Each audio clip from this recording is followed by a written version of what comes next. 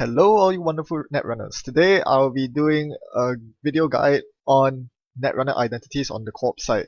This video was made at the time Blood Money was released, so I'm still going to talk about the IDs from the next two packs, but we don't know what other support cards are in the packs, so keep that in mind.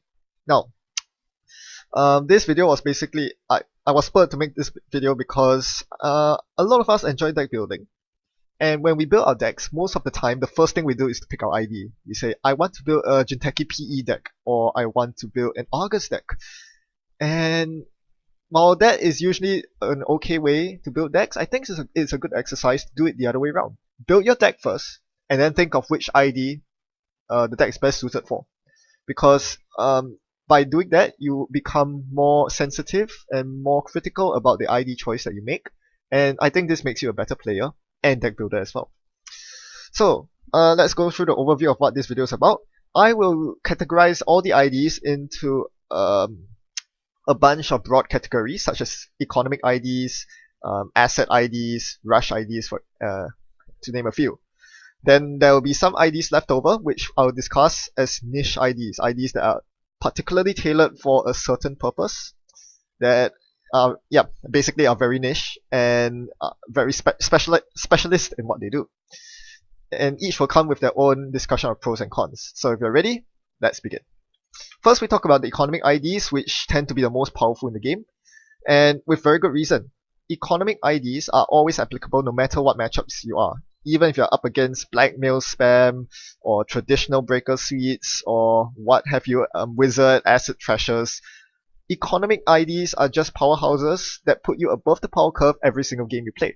You always need money to advance your eyes, you need money to kill your opponents, you need money to, did I say advance eyes? Advance your agendas, res your eyes, for example. So this is why these IDs are generally, I would think, the most consistent. Not necessarily the best, but the most consistent.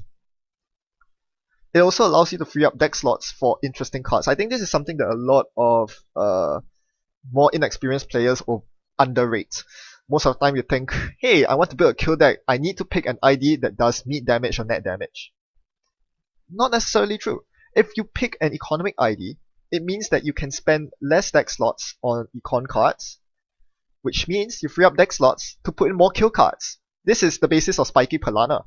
You notice that Palana doesn't help with net damage at all. It's not Jinteki PE, PU, it's not Chronos Protocol, but it doesn't matter because if I have so much economy, I free up the deck slots to run 3 snares and 2 shocks. That's all the net damage I need, along with the ice and fetal AIs. So this is an example of how you can build a much better deck that's more consistent with a different choice of ID. And some of these IDs have their own innate benefits as well. It must be mentioned that Architects of Tomorrow, the HB ID that is coming out in Intervention, the 4th pack, has innate anti-DDoS and blackmail tech because you do res ice if they run on a server. So if they run on a central, you can potentially res ice on the remote, which thwarts DDoS or blackmail. As for Blue Sun is a bit different to the rest of these IDs in the sense that instead of giving drip economy, gaining 1 credit every turn that the runner does something or when you do something, Blue Sun gives you a huge burst of 13 credits when you perform the Oversight AI Curtain Wall combo. So in a sense, it is a lot less consistent than the others in the sense that firstly, the economy is less drip and is subject to the opponent not breaking your ice with David or a barrier breaker. But on the other hand, it gives so much economic power, 13 credits is nothing to scoff at, and gives you parasite resistance to boot. So these are the factors you have to consider when picking these IDs. Let's move on to the next category, asset-friendly IDs. You can call them asset spam, horizontal IDs, whatever it is, same thing.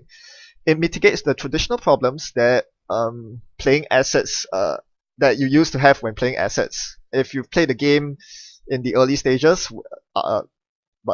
2 or 3 big boxes or fewer, you would have known that asset play was very unviable because most assets were very cheap to trash, making R&D very porous, and more importantly, making them very difficult to defend. Typically, you have to devote ice to protecting assets, so you can't really play cards like Hostile Infrastructure when the runner would simply trash them. They would if it's an important enough asset, they will run to trash it. So by dedicating IDs to protect these assets, that's fewer IDs here from your centrals, and you get central sieged and you lose.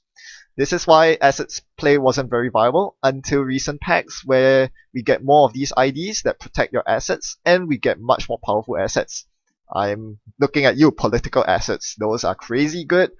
The downside is you cannot use IDs to protect political assets, but with identities protecting the assets for you, suddenly all these IDs become very powerful.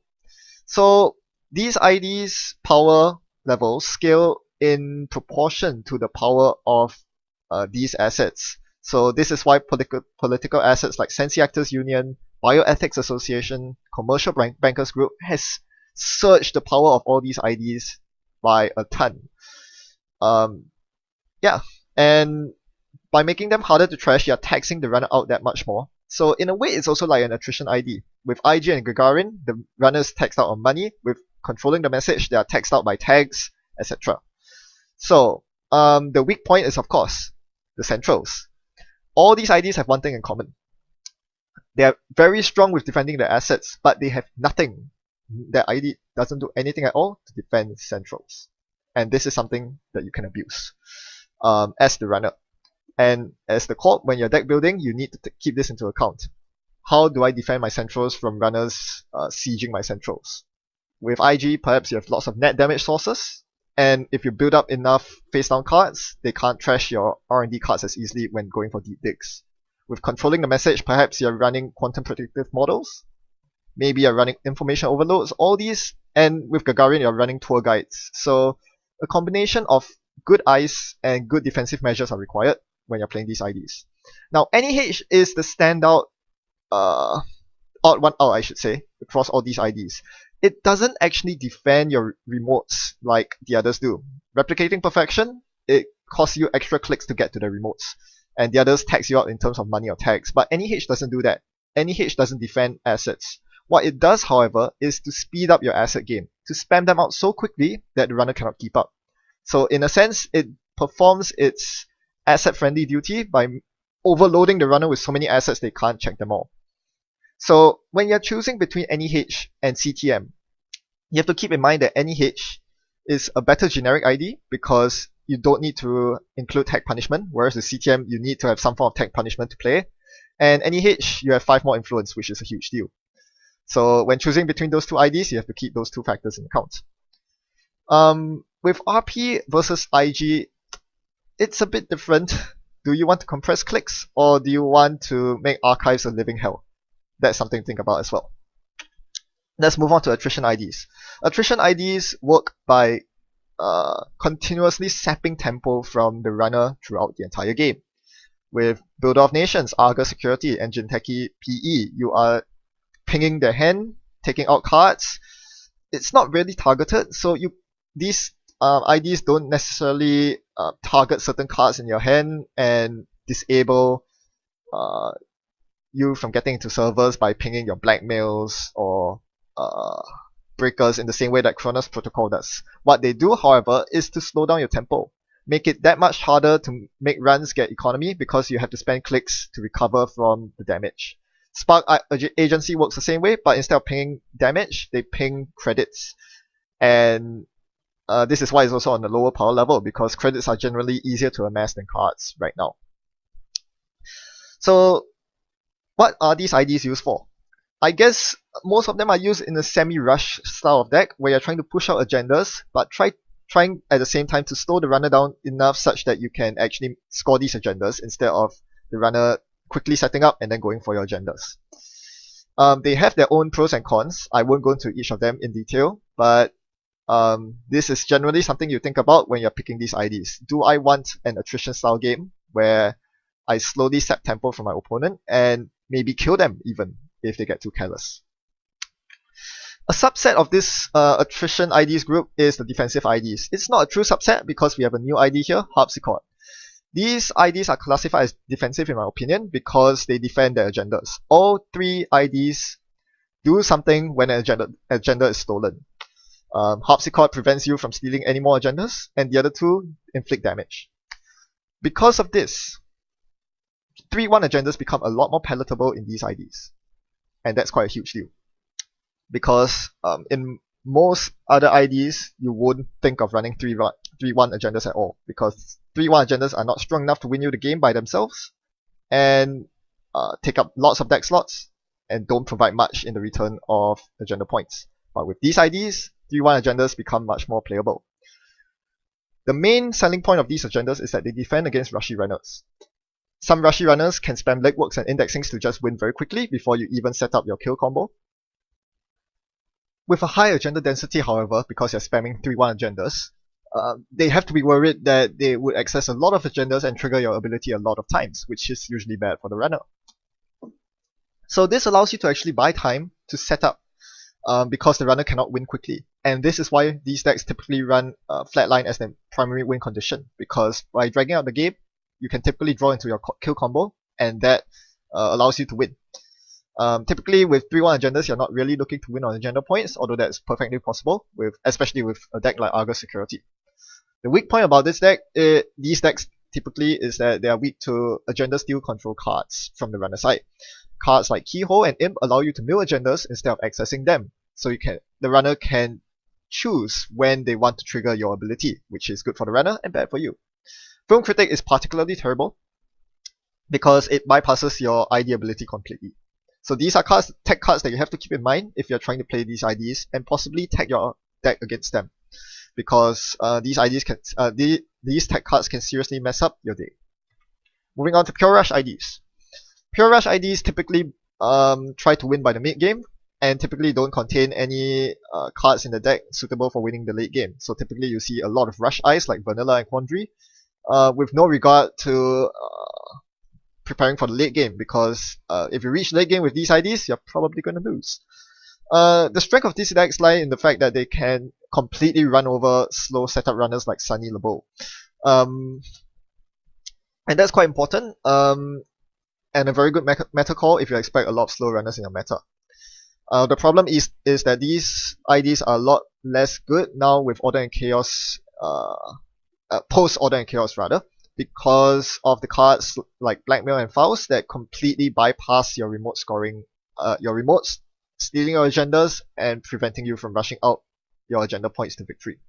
So yeah, they typically try to win by agenda points, and Faust and Blackmail allows you to get through remotes early, stop that completely, and cause you to lose. So this is why you don't see these IDs play as much anymore. Still, there are still some benefits to keep in mind. Grindle allows you to kill the runner because you're in Wayland and you have the money advantage to do so, which is something worth thinking about when you build a Grindle deck. As for Harmony Mat Tech, you get the advantage of having a small deck. With 44 cards, you are more likely to see the cards that you need to score your agendas. Now, those are the main categories. Let's move on to more niche categories. We start off with Ice Enhancement. Ice Enhancement IDs enhance your Ice. Surprise, surprise. So they make normally subpar Ice suddenly playable. Think for example Troll in Making News. Troll is very weak because it's such a low trace. Any runner with Link can easily stomp that. But with the 2 extra trace credits, suddenly all your tracer Ice, including Troll, read trace +2. In the case of Troll, I believe it is a base trace of 2, so it becomes base trace of 4, which looks a lot more palatable. Same thing with Psy Ice for Nisei Division, or Pyroid Ice for Stronger Together. Your Fairchilds are pretty weak to York. Well, slap in this ID and suddenly you have 4 strength Fairchild 2.0s. That's a lot more, that looks a lot better against York runners. So basically what these IDs do is make certain types of Ice more playable. So if you're looking to play certain types of Ice that are just not that good, put them in these IDs and they instantly become a whole lot better. And this is one of the big reasons to run these IDs over the traditional economic IDs. Speaking of economic IDs, don't be fooled. Even though Nisei Division gives you credits for playing side games and Making News gives you credits for running traces, these are by no means economic IDs. I think this is a big misconception. I don't think of it that way. They are not economic IDs because, let's face it, Nisei Division will never be as good as Polana, and you can get more economy from playing assets rather than Making News. These are deceptive because what they do is they use this money to make the ice better. So let me give you a very simple example. Imagine playing Snowflake in Nisei Division versus playing Snowflake in Polana. If you're a runner, you see a Snowflake in Polana, you say, I'm going to run that server 4 times. You have to bid 1 every single time to keep me out. That is bad for the Corp. So Snowflake becomes very bad. And yeah, that ends the story. Whereas with Nisei Division, you look at a Snowflake, you go, I can't really run it. I need to bid 1 in order to get past the Snowflake. Or rather, sorry, if I bid 0, I can get past the Snowflake, but the Snowflake acts like a pop-up window because it gives my opponent 1 credit, the Nisei Division player, for passing through. Because they bid 0, they gain 1 from their ID. So it is an economy engine only if the runner is foolish enough to run through the Snowflake and give you 1 credit every single time. Most of the time, the runner says, it's not worth it for me, I'm not going to run. In which case, Snowflake doesn't generate the money, Nisei Division is not an economic ID. But what Nisei Division does is allows you to play Snowflake without the runner completely running through it. So it doesn't generate money, but it causes the ice to become a deterrent.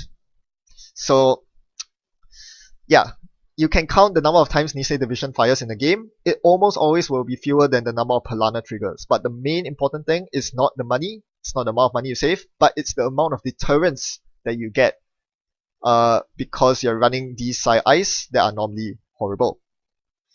I hope I got my point across.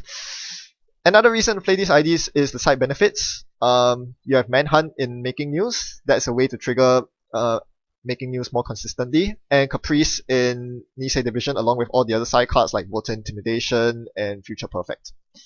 So those are the upsides, better ice, and synergy with other infection cards. Downsides. The power level of these cards are generally not as good as those economic IDs. As I said, Polana is generally better than Nisei Division. You need to include a critical mass of Psi Ice and cards before you even consider playing these IDs. Yeah. So yeah, if you're looking to play with less played cards, think of playing them in these IDs and you can get a pretty decent deck. Just keep in mind that it's not an economic ID. It's not an attrition ID. It simply enables these less commonly played cards to be played. Tracers, Psi Ice, etc. Moving on. Agenda enhancement. The previous section we saw Ice being enhanced. This one enhances your agendas, Titan Transnational. The main agenda that is enhanced by far is Project Atlas. You really don't play this ID other than that is basically the main attraction of this ID. The fact that you get power counters on Atlas. This is a huge deal. Sure, high risk investment is a huge agenda to get 2 power counters on. Geothermal fracking getting 3 agenda counters is amazing. And you can use Mark Yale. But what you really want is Project Atlas. It's almost an auto-include 3-off in Titan. Reason being, you can now actually threaten Never Advanced Remotes in Wayland.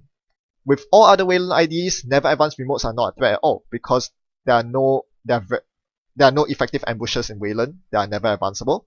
The best is Space Camp, which is pretty horrible. Whereas with Titan Transnational, the runner now has to think, that might be an Atlas. That Atlas is going to cause me a lot of problems down the road. And this is why Titan is so strong. You can play the Never Advance game, and you get 2 influence to boot. The problem with Titan Transnational is that Wayland is currently the worst faction for playing the Never Advance shell game because they only have 3 3-2 agendas in faction, and they don't really have any traps like Snare. They don't have many, if any, defensive upgrades either. They don't have Ash or Caprice to serve as bait for running through remotes, and their ice isn't particularly taxing either. There are barriers that can easily be bounced off, easily be killed with Parasite or knifed. It's just very sad. This is why Titan Transnational isn't that strong right now, despite the good numbers, despite Project Atlas with a counter being insanely strong. The rest of the faction just doesn't hold up. Moving on, we have Combo Enhancement. This ID enhances your combos. I don't think I really need to explain it. CI gives you the ability to combo for 2 reasons. Firstly, it allows you to hold all your combo pieces in hand, obviously, allowing you to pull off elaborate combos with many cards. This is something that no other ID can do. More importantly, it gives you it removes the urgency of scoring agendas. With most other IDs, you need to score agendas typically early on. Early in the early to mid game. Otherwise, your hand will get flooded. You can recycle things with Jackson, Howard. but most of the time, you are just delaying the inevitable if you cannot score agendas early to mid-game. With CI, you have no pressure to score agendas at all because you can hold them in your hand. You don't have agenda flood is not a thing that happens to CI as with other IDs. As such, you can just keep at it. The runner can steal a couple of agendas, but as you keep drawing cards and you keep getting money, you amass enough combo pieces to eventually win the game from 0 points to 7 or from 0 points to a flat line. That works as well. What's the weak point of CI? Credit denial. Pretty obviously, credit denial directly attacks CI's ID, and this is something that all CI decks are fearful of, along with multi-access on HQ, although the former is probably more scary because that is basically game ending if you cannot recover from a vamp or a siphon. Next up, we have tag enhancement IDs. In particular, sync enhances the stickiness of tags. Tags are a lot harder to remove, and this means that cards like Hard-Hitting News and Data Raven become a lot more powerful. These cards tend to slap multiple tags on the runner, as Raven if they make multiple runs, and Hard-Hitting News if they fail to trace. So these cards are particularly powerful in sync, and almost always a 3-off. It also has inbuilt resource hate because you can flip the ID and start trashing resources cheaply. It also benefits from having a small deck, so your combo pieces are that much easier to find. Basically, this is an ID that should always be considered when you're building a tag-based deck. It has the full 15 influence, so you can even go Butcher Shop if you want to. The weak point, of course, as with all tag IDs, like CTM as well, is that you need to account for the possibility of the runner just going full tag me, and worse still, possibly with credit denial. If you are credit denied, and that means they are constantly siphoning you to the ground, and they are floating tags, you can't really punish them. So you kind of need to have a backup plan for that. Maybe resistors to keep them out of your servers, maybe quantum predictive models to score agendas, even when you're on no credits. So this is something to keep in mind as you're building a sync deck. Next up, another NBN ID. This one enhances currents instead. Basically, this ID ability gains the ability of the current that you're playing. Otherwise, this ID is basically blank. It takes on it's kind of like a chameleon. It changes during the game based on what current is out. So the ability to keep a current in play at all times is kind of a big deal. And so the power of this ID is directly tied to the power of your currents. Currently, pun not intended, there is only one really good current, and that's targeted marketing. So this ID basically reads, you are not allowed to play this card. If you do, I gain a huge money advantage. And that's kind of cool. It also offers you the flexibility that no other ID offers. You can change your targeted marketing target during the course of the game and potentially nick a lot of credits off of that. That is one half of the reason to play New Angela Sol. The other half is obviously News Hound. News Hound is very good in New Angela Sol because there will almost always be a current active, be it yours or your opponent's. Having a 2 to res 4 strength sentry that doesn't have AP or destroyer subtypes that ends the run is a big deal, especially against shapers. So that's a very big reason in and of itself to run New Angela Sol. What are the downsides to New Angela Sol? Surprisingly, opponent currents can actually be really annoying, especially if you're going the targeted marketing route. They can erase your current with their own, and then bypass your targeted marketing by installing a card while your targeted marketing is off the board. This is actually quite a big counter to Tama-based Sol decks. There's more currents coming along, and that might change things. There's a current that taxes you 2 credits each time you install a resource, and that might see good play in New Angela Sol as an attrition ID. So it becomes an attrition ID if you play that new current that taxes you when you install resources. It kind of works like Spark in that sense, with the advantage of having News Hounds, of course. Another big drawback is that these decks, Sol decks are typically tied on deck slots because you're dedicating 3 to 5 deck slots on currents, leaving you with less room for economy and ice, and tag punishment if you're going that route. So these are the first world problems of running New Angela Sol. Finally, we have the other identities that I haven't covered. This is not an exhaustive list that you're seeing, but I'm not going to touch on them for one of these reasons. or a combination of these reasons.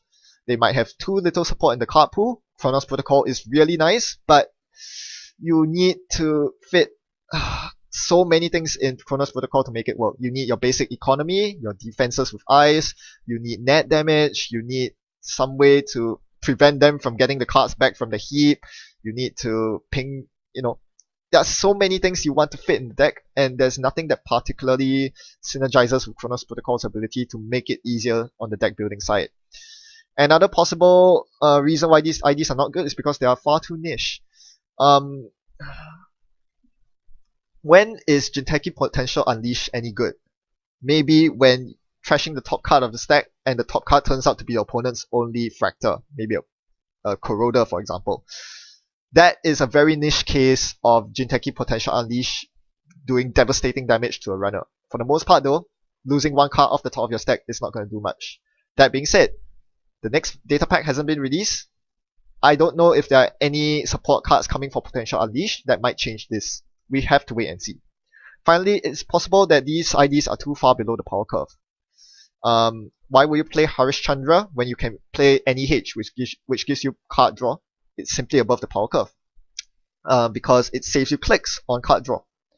You have to find a very good reason to play these IDs. I'm not saying that these IDs are unplayable. What I'm saying is, if you're thinking of playing all these unmentioned IDs, you need to seriously consider if they will be better in one of the aforementioned IDs, the stronger economic IDs, stronger attrition IDs, because these are potentially just too weak, or too niche to be used reliably and consistently. So this sums up everything that I've said during this video. Special shout out to the Instagip power of biotech. It's a very interesting ID. I can't really talk much about it because I don't really understand it very well. But you can do it. It's good because there's a surprise factor. People don't know if you're doing fast advance or if you're doing kill. And it has burst potential, unlike a lot of IDs which tend to drip across over the course of the game. Well, that's all I have. I hope you found this informative guide useful. And if there's enough interest in this, I might do one on the runner side as well. Tell me what you think in the comment section. Comments much appreciated. In the meantime, thanks for watching. Happy net running. Goodbye.